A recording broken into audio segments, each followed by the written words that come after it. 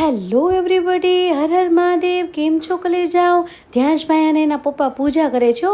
અને પછી તો મેં રસોડામાં જઈ અરે કાંઈ નહીં કલેજા, હું રસોડામાં ગઈ ને તો રસોડાની બારી બંધ હતી, પણ મારાથી ખુલે નહીં ને, એટલે હું રોજ આ રીતે વેલણથી ખોલું. પૂજા તો ઠીક કરી, પણ ધ્યાનભાઈના હાથમાં કાનોડાના મોર આવી ગયા છે અને મોર હવે મૂકતો નથી. મને લાગે છે કે આ મોરના પીછા ખેરીને જ રહેશે.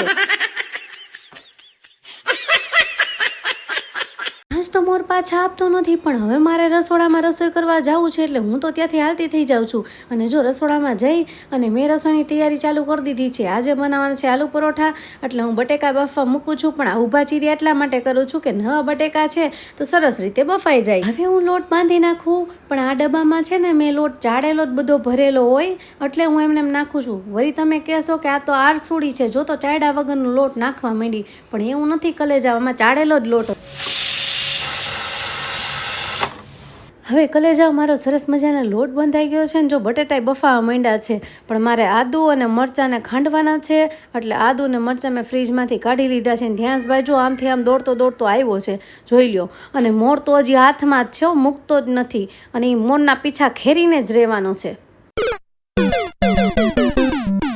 ધ્યાંસને કીધું કે તું જા જઈને હોલ મારમ, એટલે ધ્યાંસ તો હાલ તો થઈ ગયો છે અને મારા બટેકા બફાઈ ગયા છે, પણ મને લાગે છે ડાઉડ એકવાર જોવા જવું જોશે કે શું કરે છે.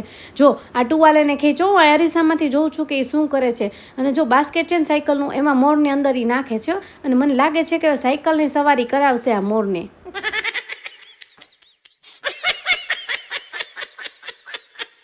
કલેજાઓ કીધું હતું ને તમને, જોઈ લો, મોરને પાછળ બેસાડીને સાયકલની સવારી કરાવે જ છે. અને જો પછી છે ને મેં બટેકા લઈ અને સરસ મજાના ફોલી નાખ્યા. ને ધ્યાંસને ખાવું હતું બટેકું, તો 2-3 બટેકા એને ખાવા માટે આપી દીધા. હવે હું આલુ પરોઠાનો મસાલો બનાવું છું, એના માટે બટેકાનો મેં છૂંદો કરી નાખ્યો છે, અને બધા મસાલામાં નાખી દીધા છે. અને શેઝવાન ચટણી મેં એમાં એડ કરી છે, કેમ કે શેઝવાન ચટણી મને ભાવે છે. અને તમે લોકો કઈ રીતે બનાવો છો આલુ પરોઠા, એ મને જરૂરથી કોમેન્ટ કરજો. અને પ્લેટફોર્મ હું સાફ કરતી રહું, કેમ કે મને ગંદુ પ્લેટફોર્મ ગમતું નથી. અને હવે જો મારા આલુ પરોઠા સરસ મજાના બનવા માંડ્યા છે, અને પતિદેવે પણ જમી લીધું છે. અને જો હું આ રીતે પહેલાં બનાવતી નહીં આલુ પરોઠા, હું પહેલાં 2 રોટલી ચોટાડીને બનાવતી, કેમ કે મારાથી સરખા વણાતા નહીં.